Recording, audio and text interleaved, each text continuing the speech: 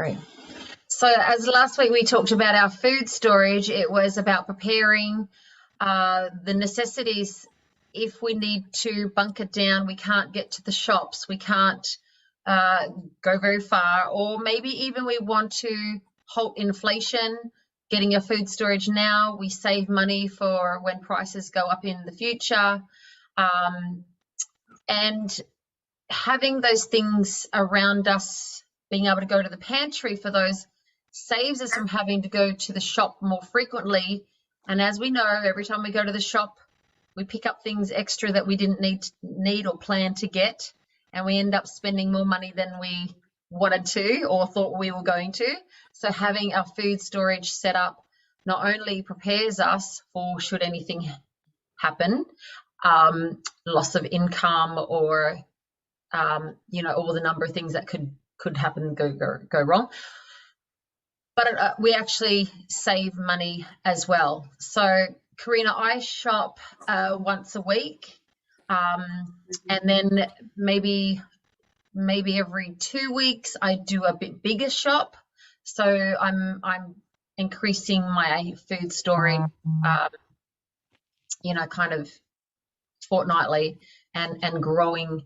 So I have about a 3-month supply, but I notice in a few things that's kind of getting smaller, so I need to restock on all the things that we do use regularly and run out of. So tonight is really, when we talk about our 72-hour kit, then we're talking about an emergency that happens if we need to leave the house, get up and go. And so there are a few things that could happen that we would need to grab a bag. That's all we've got time for. We don't have time to pack or to search or to look. We just really need to grab it and go. But in saying that, if you do have a kit that's pretty well got your basics in there, and we'll go through what the basics are, then you might have a bit more time to go and get the things that maybe not be a necessity, but maybe a want, and it may be more of something for the kids, a toys or something. So we'll get into all of that, but the first thing that I always want to begin with,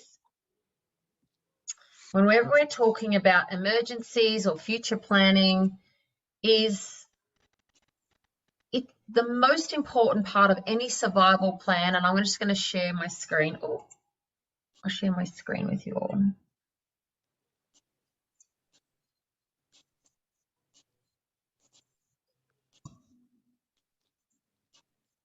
Okay, so let me just go to the next slide. The most important part of any survival plan is your health, your current state of health and fitness. So every day between here and the future, I mean, it might take you a week or a couple of weeks or a couple of months to put together a 72-hour kit, but every day leading up to that, you really want to be preparing your own body, your own mental health state, your own physical health state to survive anything that'll come your way, really, right? So without your health, all the other aspects of this really make it much more difficult. If you are fit and healthy, you're going to be able to cope much better. Okay. So have a think about that. And one of the areas that is my expertise is actually in coaching people in their health. Not so much fitness. I'm not a gym expert or, coaching people on exercise, but more what you eat and how that fuels your body. So I'm not all about weight. I'm more about gut health and about mind health, and how when you feed your body the right nutrients, it can help you to overcome illness, mental have mental clarity, have better energy. We want to be able to rest well so that when you need to get up and go, you've got all the energy to do that. Okay, so that I want you to make a plan now for your own immune system, your physical endurance, your mental and emotional well-being. And if you would like to talk more about any of those areas, drop me a DM or a private note, or say, yes, that's an area that I know that I am and need some help in, and we will talk more about that afterwards. Okay, so let's have a look at some suggested items, and having a checklist is a really great place to start. So you can go Googling and find a numerous amount of checklists out there. This is one that I quite like.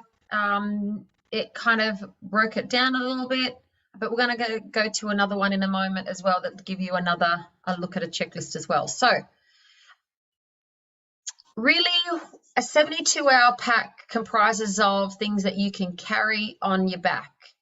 Because if you could chuck everything into the car and drive off, you would have all kinds of camping equipment, you'd have tents, you'd have, your saucepans, you'd have all kinds of things that you can cook out with. It'd be fabulous, right? But this is bearing it down to like the bare minimum that you can carry on your back. This is real survival. So thinking about, really just 72 hours is the minimum amount of time. If you're waiting for some kind of the SES to get to you, or some, to be saved, then if you can survive the 72 hours, then this is going to support you in those most crucial times. All right, so what's in our emergency supplies? Cash in small bills, emergency blanket, first aid kit, a torch with batteries, hand warmers are good, a life straw. We talked about, put some ideas in the group earlier today about life straws are great because you just need a little puddle, and that could be your drinking source if that's what you really needed. And because they're so light and tiny, then of course you can fit them into your backpack. A lighter or a flint even, a poncho, and you want a plastic poncho that will cover your backpack as well, a radio with batteries, and a whistle for calling attention. Just if anyone wants to ask any questions about that, and let me just check my chat. Okay. Yeah, thank you. Sawyer, yeah, a lot of people said that Sawyer was a great brand. Emergency blanket. Well, funny that you should mention that, Karina, because I've just joined up to I just would have thought a regular blanket, right? But the Red Cross is doing a challenge in October. And if you sign up to do their challenge, they give you a kit of, I guess, food and some supplies, and you have to go for 34 hours just with what they give you in this kit. And one of the things is they give you an emergency blanket, and you go without water or electricity or showering for that amount of time, and they give you certain challenges to do with your family. Now, the idea of it is that you can raise funds, so you have people sponsor you while you do it. But I just thought it was interesting. That's one of the things that they give you as an emergency blanket. So I actually also made a donation, and my donation gave me the ability to have a mobile phone as well. So that was a fun thing. Okay. I don't know what you mean by emergency divvy. Okay, let me know what you mean by that. All right, so I've got a hygiene pack, And these old airline packs, or just a cosmetic bag to put your baby wipes, chapstick, a comb, deodorant, feminine hygiene. And I thought the feminine hygiene deserved its own little pouch because, you know, it does deserve its own pouch. Hand sanitizer, Clinics, lotion, razor. Now, rather than shampoo and conditioner, I just got like a dry shampoo spray bottle. Thought that will save a lot of space. Body wash or soap, toilet paper, toothbrush and toothpaste, and a washcloth. Okay, so I did that, but I also found space in my little pouch for some nail clippers with a little pair of scissors. Thought that would be handy.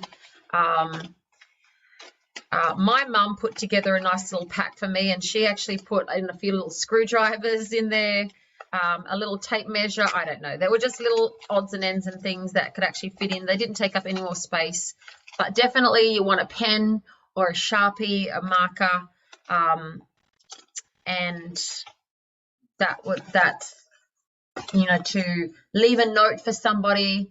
Well, that's in activities, a notebook and pen and paper, a texter or Sharpie, those things. Okay, clothing. I suggest getting these bags because in these are like the travel bags that you get, and the more that you put in here, see this one's a little bit empty. You don't want them to be a little bit empty. You want them to be, you want to chuck in there as much as you can, fill it up so that it's tight, and then you can really stack in a lot of things in there, and it keeps your clothes separated from the rest of your backpack. Means when you open up your backpack, things aren't going to fall out everywhere.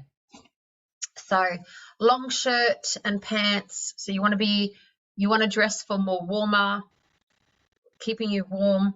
You never know with your bag what season it's going to be necessarily. 2 socks and 2 pairs of underwear. And of course, I would then, you know, if I had 5 minutes, go and grab an extra jumper or something like that. That's depending on the season. Okay, and then your food. I think nutrition is paramount, and of course you've got to be able to carry it. Things that are freeze-dried are really great. Things that are instant are really helpful. Maybe your family likes a bit of beef jerky, you know, muesli bars, those kinds of things. I had a packet here of freeze-dried fruit, and now I think one of my kids have taken it away. But in this little bag in here, I have a sachet of protein shake, like a single serve protein shake. And this protein shake has vitamins and minerals as well. It's vegan based, so you only need to add water. And it's delicious, but fills you up and gives you great nutrition. Now, obviously, the more nutrition that you can get, the less hungry you're going to be, because it's going to feed your body on so many levels. I also carry in a stick pack hydration drink, because if you've only got a limited amount of water, if you're drinking a lot of water, you can actually just, it's not going to absorb. And so if you have a stick pack like this that's hydrating, it's a hydration powder form, I put that into my water bottle, and it's actually much more hydrating than just drinking water on its own. I also carry with me a probiotic in a stick pack, and an energy drink in a stick pack as well. So I just put that into water, and that's you know, a good source of vegan blend of botanicals that's really good and nutritious for the body. So what else do I have on there? Kids, maybe noodles or a pudding cup or those kinds of things. You can go through and a tin of tuna, and because when you pack these things, you do want to pack your bag ahead of time. So you want things that are going to last, and you don't have to think about it as much. Okay, what else? And then your documents. So if you have things on a USB stick, so photos, your identification, emergency numbers, so much you can put on a USB now and pop that in. And of course, if you're carrying anything with batteries, you can take the batteries out and store them separately, so that when you pick up and go, then you're putting your fresh batteries in and it's not corroding inside of your electronics and so forth. Okay. Now, just another look at a different kind of an emergency checklist. Here's one that that kind of separates it out in terms of what you need to grab that may be not already in your bag, or so you might want a separate bag. So I've got another, aside from, okay, my backpacks are quite chunky, you can see, and got my torch hanging off there. But aside from every person having a backpack, I've got another, I guess, like a carry suitcase, and it has in it things like cutlery, plates, bucket, extra water, sleeping bags, another first aid kit. I kind of have my ponchos in there, but maybe you want to separate your ponchos out so they're actually in, every kid has their own poncho in their backpack. Now, this is a nice one. This is what I was saying before about if you actually have more time, then you might have a memory box that you want to grab and go. Maybe, and then medicines. Okay, so if you have a child or two with the special needs or medications, then you want to have those handy, or at least on your list, so you know when to grab those. Hat. My kids said hat or beanie, and so pick what you think and you need. Sunglasses. I do have another box that has that I could pick up and go, and it's got more medicines in it, Chuck's cloth, more, alfoil, I don't know, those kinds of things. But I did put in my bag, and it's not on any of this list, there's rope. Now, there's a certain kind of rope, I can't remember the name of it, but it's the kind of rope that you can actually pull apart. And so out of one rope, when you pull it apart, you've got like 3 strands. Someone can think of that name for me. I'll come back to it in a minute. And because you may need to make your own shelter.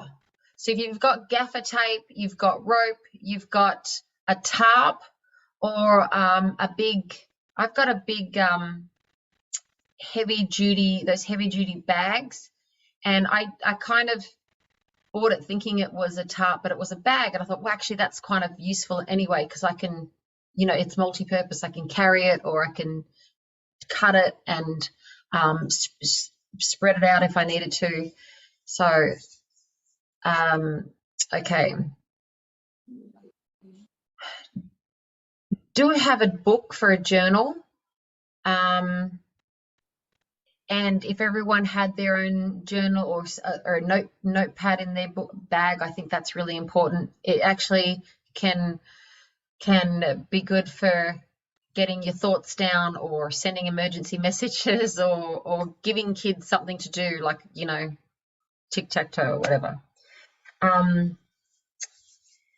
Okay. Does anyone, okay, so let me go through the chat. Living is talking about a generator. I think a generator is a great idea. It's a big investment too. It can be for some families. So It may be useful to, when we're forming these kinds of groups, the idea is that if you live not too far from somebody else in the group and you want to get a generator together, and you have a plan, like a community plan, and say, okay, guys, if anything happens, this is where we're going to meet up. This is what we're going to do. I'm going to bring the generator. You're going to bring, the tent, or I don't know. You kind of work together as a community to make these things happen. Okay. All right. I have this idea that I want a caravan, so that if I want to, go, then I'm going to take the caravan. But then, in the caravan, I've got everything stocked. And then if the caravan has to get ditched, then we're on foot. Then we've got the backpacks. So, I've kind of thought about different escape plans. And if you have an escape plan like that, or a van or something, and you can put your generator in the van or however, then, that could be an alternate escape route. There's a number of ways you can do this. Now, what I want to talk about next is preparing your family. So my kids, we talked about this, and they had to understand, why are we doing this? What's the point? Like, I had them go through their backpacks and see what's in it and see what tick off. And they went through this checklist and put their name against what they thought that they needed, and then they had to check in their bag what was there. And I can stop share now. But they had to understand why we were doing this, and also understand the plan. Now, what they're all set up for is, now they know where their bags are. If we had to go, they know where to go and get things and who's carrying what. And then we're going to do some drills. So we're going to say, okay, guys, we've got 20 minutes. What can you do in 20 minutes? If you had to go now, what would you do? Well, first of all, I would go and get a jacket and find my hat, and then I would get my shoes on. Another idea that was suggested that's not on the list is having a pair of thongs. So you've actually got an option of footwear. But, you'd put on your shoes and you'd fill up a bottle of water if you could, right? Things that you could do in 20 minutes.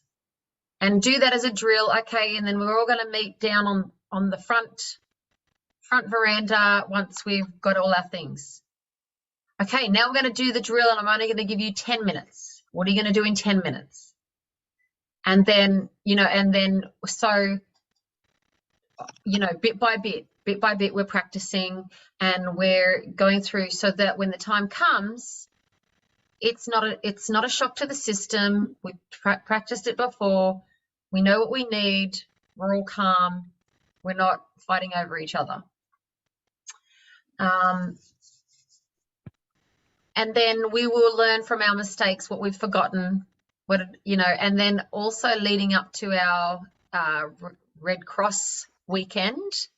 That will be a great test. That will be an excellent drill to go, okay, well, how did we survive, and what is it like sleeping on the floor with no pillow because you didn't bring your pillow, right? So preparation, it takes, for this kind of event, it takes a lot of different aspects of your agility, your mental, your fitness, all those kinds of things come into play, and the more prepared we can be, the more calm we can be.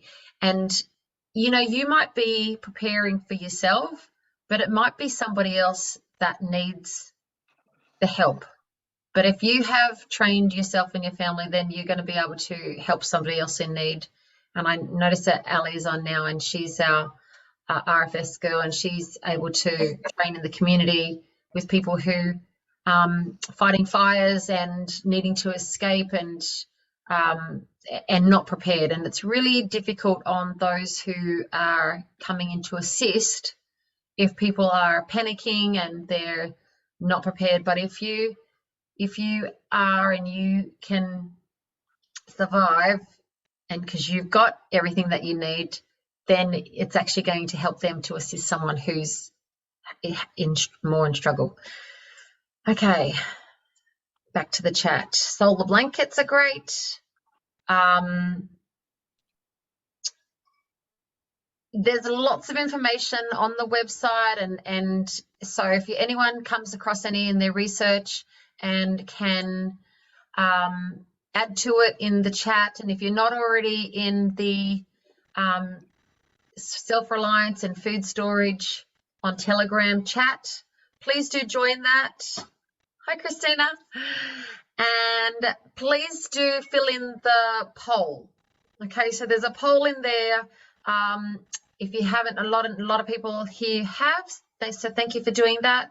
And that just allows us to connect you even better. So, and also to bring to you the things that you want to know about as we go along.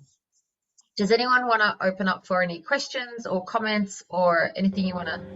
Yeah, I've got a couple of comments. Yep. So something that my family does, we haven't done it. We haven't been that organised yet. But they have their external hard drive. They actually have their things backed up in multiple places, and so they've got one in their home planted. I'm not sure where, maybe in the 72-hour kit probably. And then one at my brother's home in a different suburb, and one elsewhere. I'm not exactly sure where, but so that they don't lose their photos and their memories and things, because you can lose one, but if you've got multiple, then you're in a much better situation. Yeah, because damage can happen to technology. You never know what's going to happen. Yeah, that's a good point, having multiple backups. Yeah. Another thought that I've had recently, cool, Asha does that, is that right? As well, yes. Multiple backups. Yeah. Another thought that I had recently was getting, I want to get a bike. I know sometimes you just have to escape on foot if something was to happen, and there's just no way. There might be, everyone might be pouring out at once, and you might not be able to get away on your cars. You never know what's going to happen. There's just so many things that could go wrong. But if there was opportunity to use a bike, perhaps. Maybe Ali can correct me on this, but maybe having a cargo attachment to the back of your bike would be useful, so that you can carry your stuff and ride and take off quickly. So that's something that I've been thinking about lately. Any comments about that? That's definitely the purpose of the 72-hour kit, being in an actual backpack. Because you might have to ditch the car because of congestion, or a tree's down and blocking your road and things like that. So if you've got bikes on the back of your car or whatever, when you go to actually evacuate, then that'll get you out of danger quickly. Generally, we like you to go before you've gotten to that point. I know in Queensland right now there's a leave now order for a bushfire up there. Fire season has started, and it got me really thinking about my fire season and whatever, and the various communities and stuff that we've had. I've watched every type of evacuation you could think of, as you've said, on foot, on bike, too late to go, people still tried. So it's any way possible to get out, as long as you listen to the authorities. When they say it's too late, it's too late. There's a reason why it's too late. Yeah. So when I say a cargo thing on the back of your bike, I'm actually talking about a little mini trailer that attaches to the back axles. Yeah. So obviously that kids trailers, or those I'm trying to think what they're called. Yeah, I've searched them up. There's some really expensive ones, but there's some reasonably priced ones as well. I'm thinking about a Christmas present for myself. They work quite well as well. That way you could carry your bag, and you could also help your kids carry their bag if needed. And you can carry extra blankets, extra stuff if you can do have time to just grab a couple more things, kind of like a tiny trailer, you know, but just on the back of your bike. So that's something that I've been thinking. That's a great idea. That's like, you know, better than a wheelbarrow, you know. So cool. And you're using your like manual, your leg as power, your legs as power. So be conscious if you've not trained with it, if you're not practiced with it, it'll wear you out quick because it's extra weight on your bike. So it is something to be prepared for. The biggest issues we have in evacuations are unfit people, as Kelly has said. And the biggest killer on the fireground of a firefighter is actually a heart attack because they're not looked after themselves. If you've seen most of the footage of RFS personnel, they are overweight. They are 50, 60 odd years old, most of them, especially way out whoop whoop. Or they're the young ones that you see these days that are sculling down the mothers and the Red Bulls and the who knows what else. They're literally scientifically proven to cause heart attacks, and they still sit there and drink them and stuff. So definitely do what, as Kelly has said, from with your fitness and stuff. But if you're going to have a trailer, then definitely train with your trailer, train with it fully loaded and that kind of stuff, so that you're fit enough to survive and not give yourself a heart attack in the process or become too tired too late when the fire's at your backside. Yes, and even the kids carrying the backpack, like you know. So we're doing boot camp now, so that kids can. How long can you carry your backpack around the block? You know, and because they're going to complain, and complain the first couple of times, but hopefully, you know, we got summer. We're gonna exercise them, watch them get fitter, and me too. The biggest thing is be conscious of your weight, what you can carry, weigh your 72-hour kit and train with it, because I don't know if you know the Black Saturday fires down in Victoria in 2009. Most of the people died evacuating. They died in their cars, or they died trying to run away from the fire and they were caught. The first 2 people in Rapville that died during the 2019 bushfires died trying to evacuate. They didn't make it to their car. So definitely, if you want to be prepared for an evacuation of any kind, train for it. Get your fitness up, go to the gym when they're allowed to be open again, that kind of stuff. Figure out your diet appropriately and things like that, because, you know, the biggest killer in any evacuation isn't actually the thing you're evacuating from, it's your fitness. So yeah, you know, and all these good things about when we're preparing, we prepare for the worst and hope for the best, but if the worst never eventuates, you haven't lost anything. No, it's all been for the better anyway. So absolutely. Does anyone else have any questions or anything any comments you want to make? Yes, Joanna. Sorry, I was just unmuting. What I did was I cashed in all my antibiotic scripts, even the ones that I don't need, because even if you don't need it yourself, there could be someone that has an infection and it could be a matter of life and death. I've got several courses of antibiotics. Also eye drops, because if it is a bushfire, you're going to have stuff in your eyes. And maybe people don't agree with me about this, but have like a small knife or something, you know, self-defense. Yeah, definitely. Puffers as well, even if you're not asthmatic, having a puffer, because especially in a bushfire, it's still going to help open your airways enough if they start to constrict from the smoke and things like that. Or we have several puffers on our truck purely from that alone, because it can give you that little bit of time to get the medical care that you might need in an evacuation situation, just by having that puffer there. Joanna, I'm trying to look for my husband's knife that he bought. I've posted a picture in the group, but I want to use a word, and I don't know if it's the right word, tungsten. Yep. The blade goes all the way through the handle, and because it's carbon, it actually acts like you can use it with a flint as well to create a spark.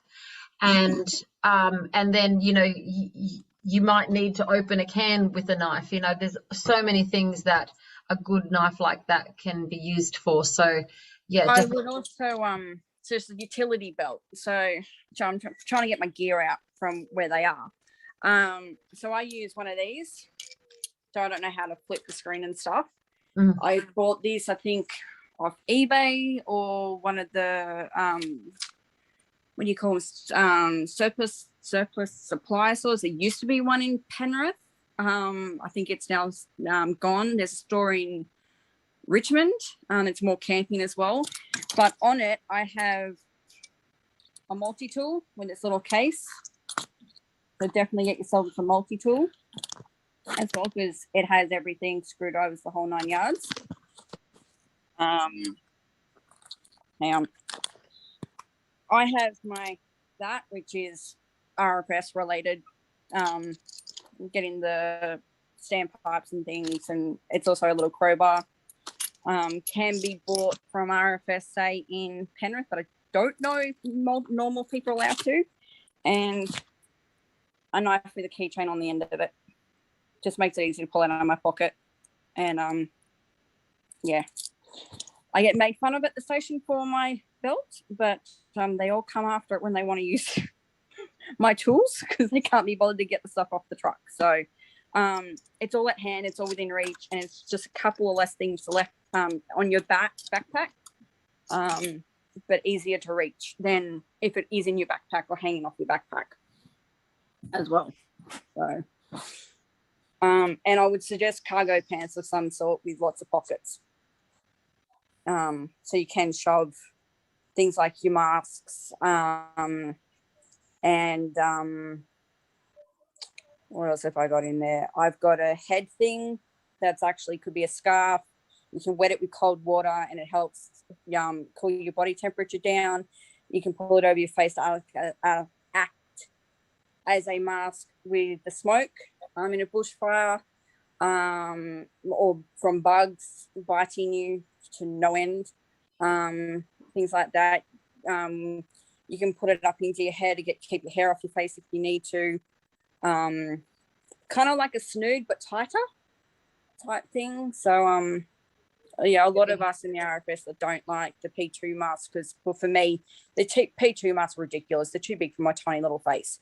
So I would use that in my flash hood that I get issued, and if I have to use a P2 mask, yeah, they be useful for sunburn, keeping your off yes, being sunburnt as well. I'm just trying to think.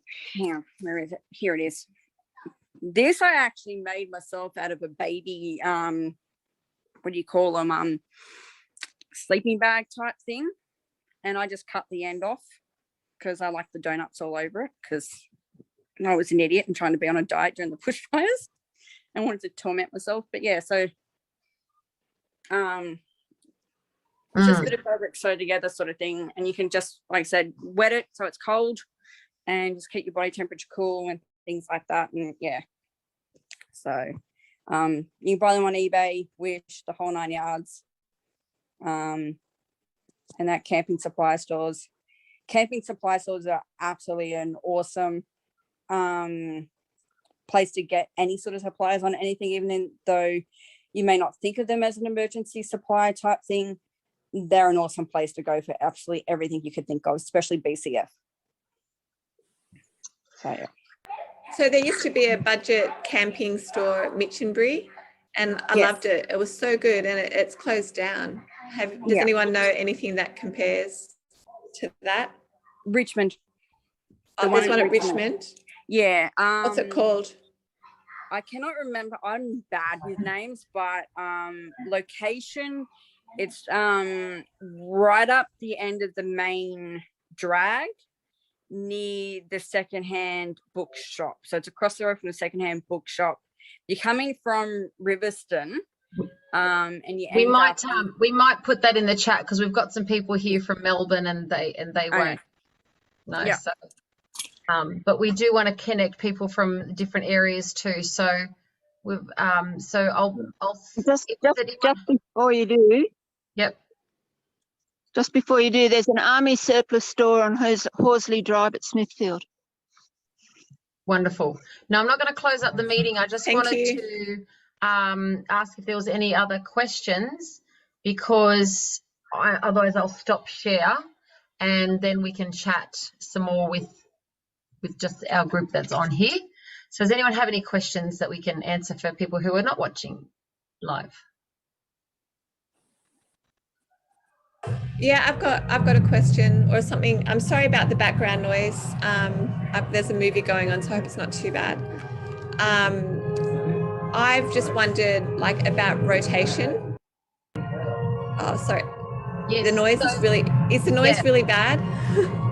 The rotation. So can I answer that for you? So yeah, you do need to set your bag up so that it will last a year, and then every year, especially if you have kids, redo your bag, especially because they might grow out of the clothing that you've packed.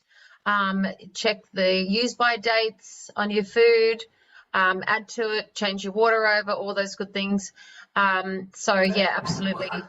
The reason why I mention that is because I looked up like biltong, and it really only lasts a couple of months. It doesn't have a very long shelf life, and I don't think muesli bars have a really long shelf life either. So unless you know of any beef jerky that lasts a while, that would be helpful to know. You can still eat things even if they're. You want to practice eating that? Yeah, I've got one here that expires a year away, so 10th 22. So most that stuff is a year used by, just because of legal purposes. If they're if you eat it a year and a half after that date, you can't sue them for being sick or whatever. That's the real purpose for those used by date. But things like jerky and those things that are preserved like that, they could last a couple of years. They just legally have to put a use by date or expiry date on all food, even eggs and things like that. Yeah. And you can buy powdered eggs too. It's got a use by date. Also, I'd suggest as well. That's just from Aldi. It's just an Aldi one. It's nothing special. But that's where I got that. Because your background makes it blurry for some reason. Sorry about that. Yeah.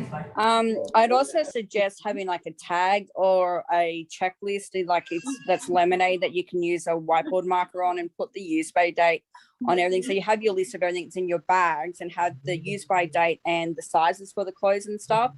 So you can just walk up and check it quickly without having to unpack it if you don't need to, and just go, oh yeah, okay, I need to replace that, and you can buy your supplies to replace. Or okay, the kid's about grown that size, so let's do that kind of thing. But every 6 months you should always check your 72-hour packs. Super organized. I love it. I actually yeah, go for it, Lavinia. So with my 72-hour pack, like I've actually just set a date like that's linked to an occasion. So in April and October I check our 72-hour pack. So when that occasion comes up, I know, okay, I've got to check my 72-hour pack. But in saying that, like the clothes that I've put in there is actually, they're like 4 sizes bigger. So it's really just the food that I'm swapping out, but everything else, it's mostly the food that you need to swap out. Great. I love that. Okay. We always check everything at the start of fire season, just because we're firefighters. So